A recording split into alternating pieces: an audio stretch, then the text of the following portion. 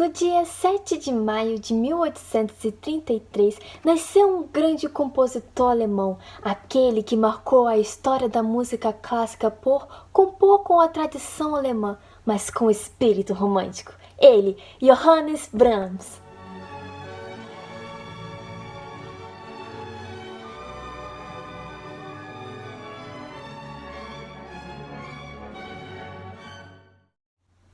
Brahms nasceu em Hamburgo, na Alemanha. Sua mãe se chamava Johanna Nissen e era costureira, e seu pai se chamava Johann Jacob Brahms e era um músico amador que tocava contrabaixo em bares. Eles moravam em Speckgärten, um bairro pobre de Hamburgo.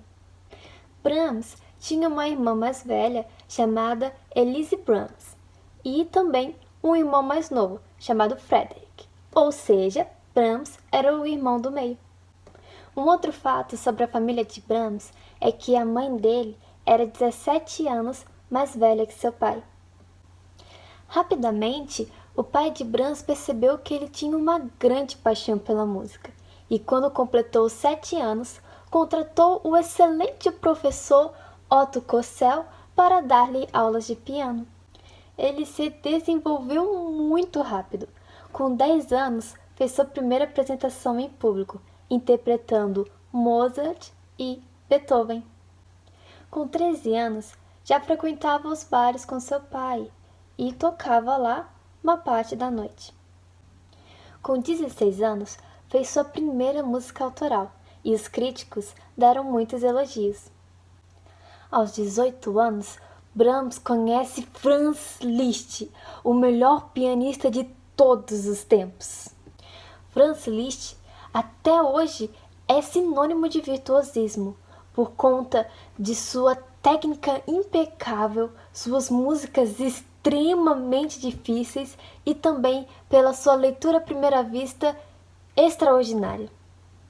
Ou seja, quando dava uma música para Franz Liszt, não importando o grau de dificuldade, ele conseguia tocar impecavelmente como se tivesse estudado por horas.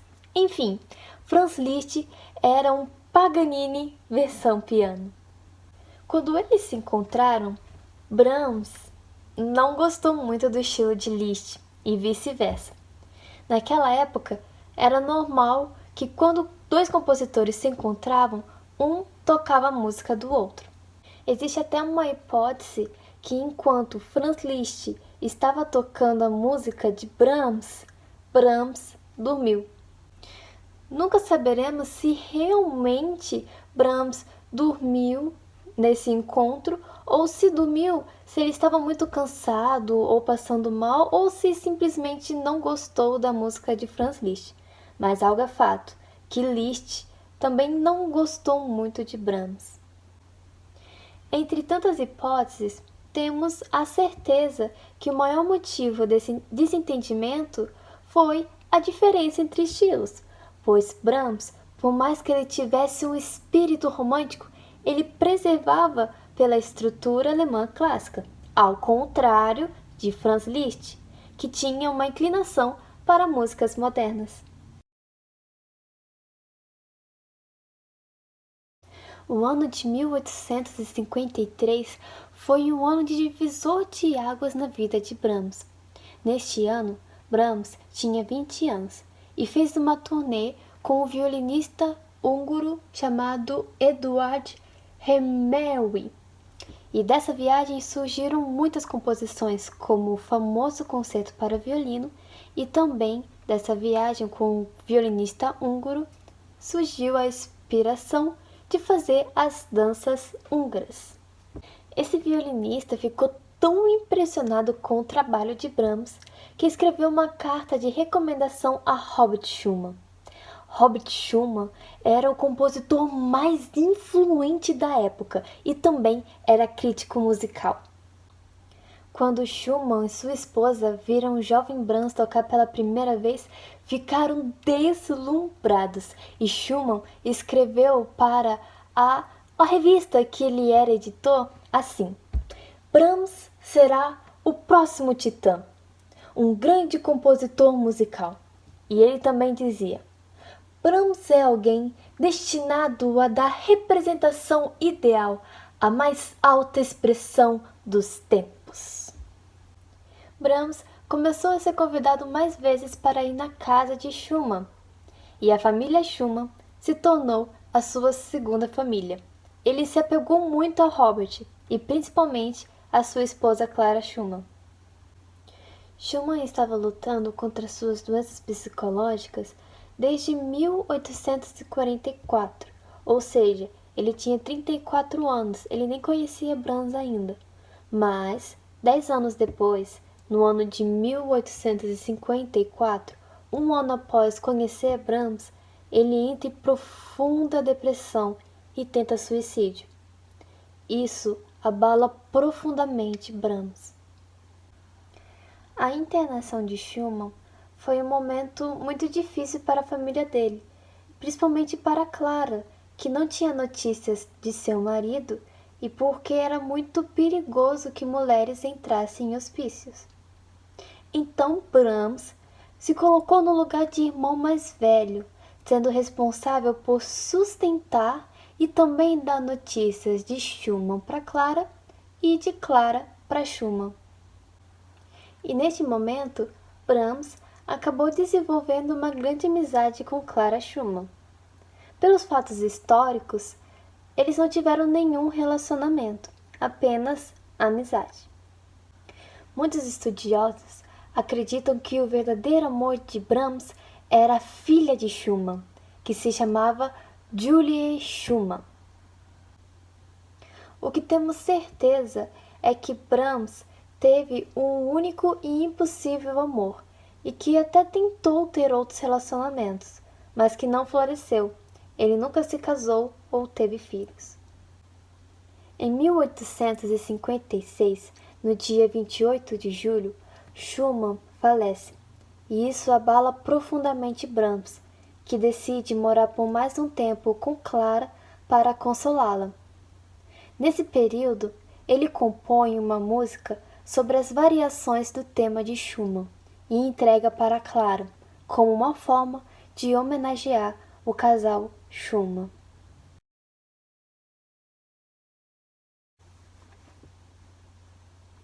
Em 1863, com 30 anos, decide se mudar para Viena. Seu primeiro emprego na capital austríaca foi como diretor da Academia de Canto, onde regia e elaborava programas. Apesar do relativo sucesso que obteve, Brahms pede demissão para se dedicar melhor às composições. E a partir daí, ele consegue se manter através da edição de suas obras, concertos e recitais. Em Viena, conseguiu o apoio e admiração do importante crítico Eduard Hanslick, mas isso não foi o suficiente para garantir a fama. Começou a ser reconhecido como um grande compositor a partir dos 35 anos, quando lançou um Requiem em alemão. Com 39 anos, entra para a Sociedade dos Amigos da Música, a mais famosa instituição musical vienense. Ficou por lá até seus 42 anos. Com 45 anos, aconteceu um fato marcante, a sua estreia da sua primeira sinfonia tão aguardada, e foi um tremendo sucesso. A partir daí, Brahms ficou conhecido como o sucessor de Beethoven.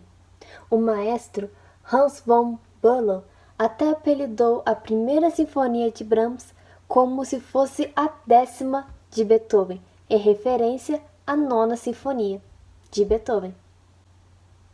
Apesar de seus modos um tanto seco, aqueles que conheceram Brahms viam o quão generoso e gentil ele era no fundo.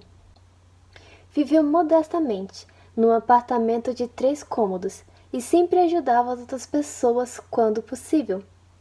Ele ajudava parentes, amigos e músicos como Antonin Dvorak e Gustav Mahler. Johannes Brahms havia se tornado um homem famoso, rico e respeitado. Com 56 anos, era o cavaleiro da Ordem Prussiana, da Ordem Austríaca de Leopoldo, da Ordem Bávara de São Maximiliano e membro das academias de Berlim e de Paris. Com 63 anos, Brahms falece no dia 3 de abril de 1897 em Viena, na Áustria, por conta de um câncer no fígado. Então, para relembrarmos, vamos para a linha do tempo de Brahms. Em 1840, começa a ter aula de piano, com 7 anos. Em 1853, conhece o casal Schumann, com 20 anos. Em 1854, dedica um tempo para ajudar Clara, com 21 anos. Em 1868, estreia o Requiem alemão, com 35 anos. Em 1876, estreia sua primeira sinfonia, com 43 anos. Em 1889, escreve sua última música, Quatro Cantos, com 56 anos. Agora para as composições de Brahms. No total, ele compôs 135 obras, sendo 39 corais, 32 canções, 24 músicas para piano, 17 músicas de câmara, 15 instrumentais, 4 sinfonias e 4 concertos. Agora, curiosidades. Ele foi um dos poucos compositores que teve a voz registrada no fonógrafo, pena que é apenas alguns segundos, mas é emocionante ver o timbre de sua voz.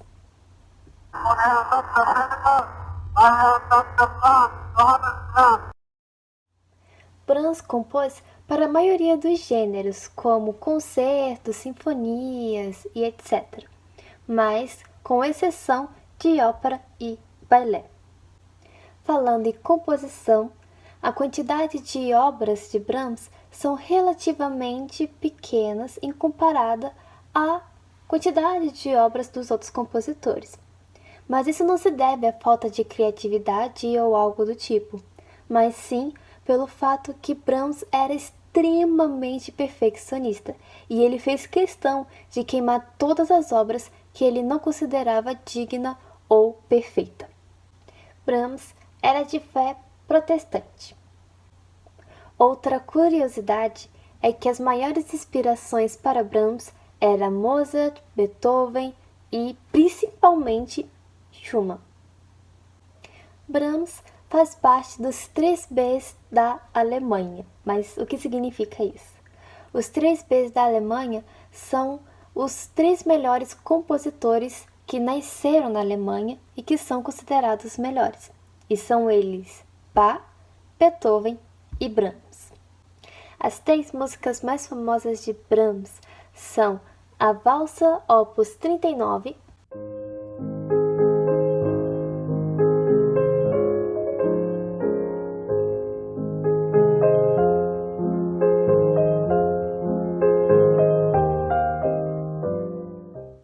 a Dança Húngara número 5,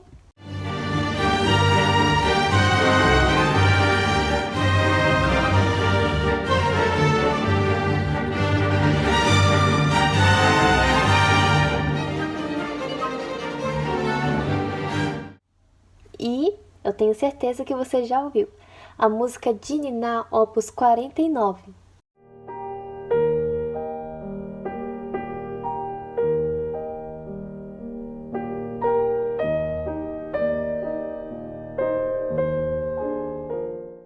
Sim, essa música é de Brahms. Por volta dos seus 50 anos, Brahms deixou a barba crescer até ficar desse tamanho. Mas por quê? Bom, temos algumas hipóteses, e a mais válida é o fato que nessa época ele era muito reconhecido e famoso, então era uma forma dele se camuflar e viver uma vida mais de paz e serenidade. O Requiem de Brahms é bem diferente dos outros. Mas, primeiramente, o que é um Requiem? Requiem é um gênero da música clássica e essa palavra vem com o significado de descanso eterno. Essa música geralmente é tocada em velórios e tem uma letra voltada para céu, inferno, eternidade e temas religiosos. Esse gênero teve origem na Igreja Católica e, consequentemente, as letras são tiradas da Bíblia Católica. Então, geralmente, o Requiem ele já tem uma escrita pronta e o compositor pode mudar uma coisa ou outra, mas geralmente é aquele mesmo padrão da mesma doutrina. Mas, como eu já disse, Brahms era de fé protestante e no Requiem dele ele usou apenas versículos da Bíblia protestante. E para finalizar, essa aqui é a assinatura de Brahms e também tem uma conta no Instagram que fazem desenhos realistas e eles fizeram de Brahms e é muito interessante ver como ele seria pessoalmente. Então o vídeo vai ficando por aqui. Muito obrigada se você assistiu até o final desse vídeo. E agora é só estudar e estudar e estudar. Beijinhos, tchau, tchau!